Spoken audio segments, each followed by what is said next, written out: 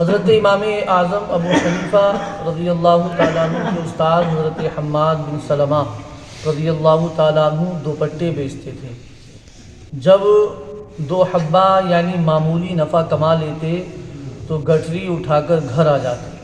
حضرت سعد رضی اللہ تعالیٰ عنہ بزرگ صحابہ میں سے تھے۔ انہوں نے رسول اللہ صلی اللہ علیہ وآلہ وسلم کی خدمت اقدس میں عرض کی، یا رسول اللہ صلی اللہ علیہ وسلم، دعا فرمائیے کہ اللہ تبارک و تعالی میری ہر دعا قبول کر لیا کرے۔ آپ نے فرمایا کہ حلال خوراک کھایا کرو تاکہ تمہاری دعا قبول ہو۔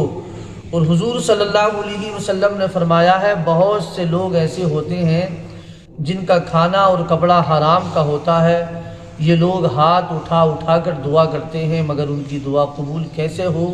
اور آپ نے فرمایا کہ بیت المقدس میں اللہ تبارک و تعالیٰ کا ایک فرشتہ ہے جو ہر شب آواز دیتا ہے، پکارتا ہے کہ جو حرام کھاتا ہے اللہ عز و جل نہ اس کا فرض قبول کرتا ہے اور نہ سنت۔ اور آپ نے فرمایا ہے، جو شخص 10 درہم سے کپڑا خریدے ان میں ایک بھی درہم حرام کا ہو تو جب تک کپڑا اس کے بدن پر رہتا ہے اس کی نماز قبول نہیں ہوتی۔ اور آپ نے یہ بھی فرمایا ہے، جس کا گوشت حرام خوراک سے بنا ہو آتش دوزخ اس کے لیے زیادہ لائق ہے۔ اللہ اکبر۔ پیارے اسلامی بھائیوں، آج کل ناپ تول میں کمی کرنا بالکل عام ہو گیا ہے اور معاذ اللہ اس کو عیب ہی تصور نہیں کیا جاتا، حالانکہ یہ حرام اور گناہ کبیرہ ہے اور بندوں کی حق تلفی بھی ہے۔ اس طرح کرنے سے مال میں بظاہر وقتی طور پر اضافہ ہو بھی جائے تو کیا ہوا، نتیجتاً ہلاکت ہی ہلاکت ہے۔ دنیا میں بھی خسارہ اور آخرت میں عذاب علیم کی وعید ہے۔ دنیا میں بھی تو حرام مال بسا اوقات بیماریوں، مقدمہ بازیوں اور بعض اوقات ڈاکوؤں کی نظر ہو ہی جاتا ہے۔ امام غزالی فرماتے ہیں، بزاز کپڑے کا تاجر کپڑا لیتے وقت ڈھیلا رکھ کر ناپے اور دیتے وقت سخت کر کے اور کھینچ کر دے، وہ بدترین فاسق لوگوں کے گروہ میں داخل ہے۔ اور جو قصاب اس ہڈی کو گوشت میں رکھ کر فروخت کرے جس کی فروخت کا رواج نہیں، وہ بھی بدترین فاسقین میں داخل ہے۔ اور جو شخص غلہ فروخت کرے اور عرف و عادت سے زیادہ مقدار میں مٹی اور خاک پڑی رہنے دے، وہ بھی ان میں داخل ہے۔ اور یہ سب باتیں حرام و ناجائز ہیں۔ اور ہر قسم کے کاروبار و معاملات میں لوگوں کے ساتھ عدل و انصاف کرنا یہ فرض و ضروری ہے۔ کسی بھی قسم کا معاملہ ہو، کسی بھی قسم کا لین دین ہو تو لوگوں کے ساتھ عدل و انصاف کرنا یہ ہر ایک پر لازم اور ضروری ہے۔ اسی طرح دودھ میں پانی ملانا، اچھا مال اوپر اور گھٹیا مال نیچے رکھنا، جبکہ مقصود دھوکہ دینا ہو، اچھا مال دکھا کر گھٹیا مال دھوکے سے پکڑا دینا، پھل وغیرہ پر پانی چھڑک کر وزن بڑھا دینا، یہ سب گناہ ہے۔ البتہ یہ عیوب گاہک کو دکھانے کے بعد مال فروخت کیا جائے پھر گناہ نہیں۔ یعنی اگر مال کے اندر کوئی عیب ہے اور اس کو آپ نے گاہک پر ظاہر کر دیا، بتا دیا کہ ہمارے مال میں یہ عیب ہے، جب گاہک پر آپ نے اس کو ظاہر کر دیا تب کوئی گناہ نہیں۔ اور اگر اس کو چھپایا اور اچھا مال اوپر رکھا تو یہ دھوکہ ہے اور دھوکہ دینا ناجائز و حرام ہے۔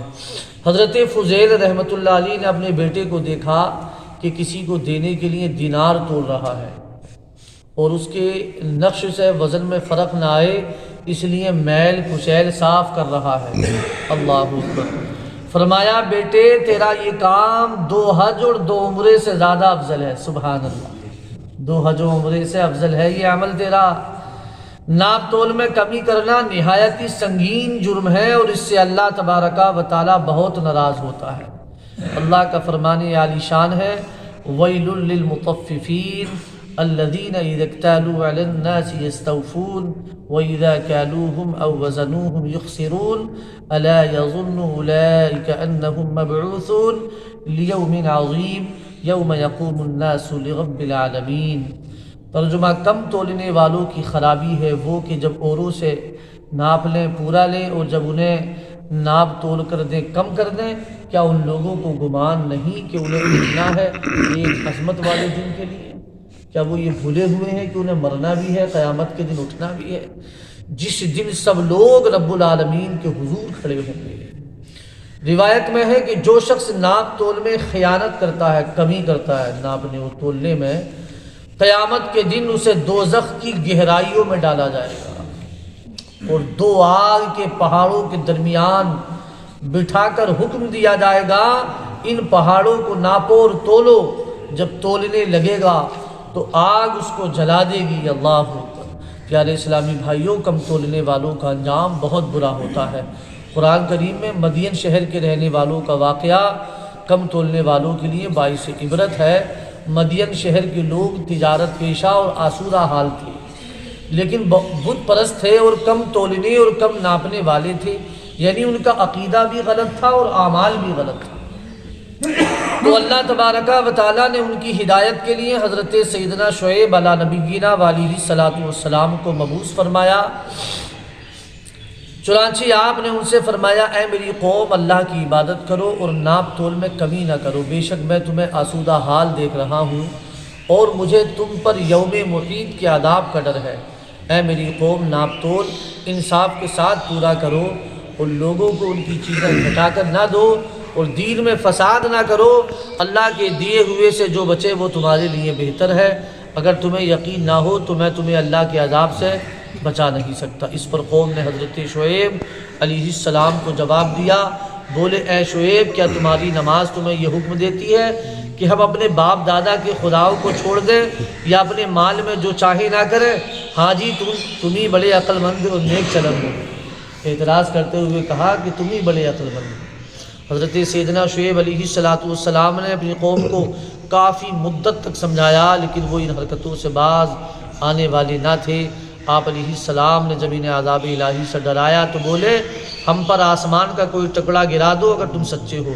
حضرت شعیب علیہ السلام ان سے بالکل مایوس ہو گئے تو بارگاہ الہی میں دعا کی، ربنا افتح بیننا وبین قومنا بالحق وانت خیر الفاتحین، اے ہمارے رب، ہمیں اور ہماری قوم میں حق فیصلہ کر اور تیرا فیصلہ سب سے بہتر ہے۔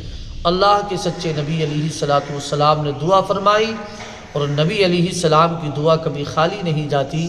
حضرت شعیب علیہ السلام کا دعا فرمانا ہی تھا کہ اللہ تبارک و تعالیٰ نے فوراً دعا کو قبول فرما لیا۔ چنانچہ ارشاد قرآنی ہے، فَكَذَّبُوهُ فَأَخَذَهُمْ عَذَابُ يَوْمِ الظُّلَّةِ إِنَّهُ كَانَ عَذَابَ يَوْمٍ عَظِيمٍ۔ تو انہوں نے اسے جھٹلایا تو انہیں شامیانے والے دن کے عذاب نے آ لیا، بے شک وہ بڑے دن کا عذاب تھا۔ اہل مدین پر آگ کا بادل مسلط کر دیا گیا جس سے آگ برسی اور یہ سب تباہ و برباد ہو گئے۔ پیارے پیارے اسلامی بھائیوں، اللہ تبارک و تعالیٰ نے پوری دنیا کو اور زمین میں جو کچھ ہے وہ سب ہمارے لیے بنایا ہے اور ہمیں اپنے لیے یعنی اپنی عبادت کے لیے بنایا، لہذا ہمیں ہر حال میں اللہ تبارک و تعالیٰ کے حکم پر عمل کرتے ہوئے زندگی گزارنی چاہیے۔ رب کعبہ کی بارگاہ میں دعا ہے، مولا ہمیں قرآن و حدیث کے مطابق اپنی زندگی بسر کرنے کی توفیق عطا فرما۔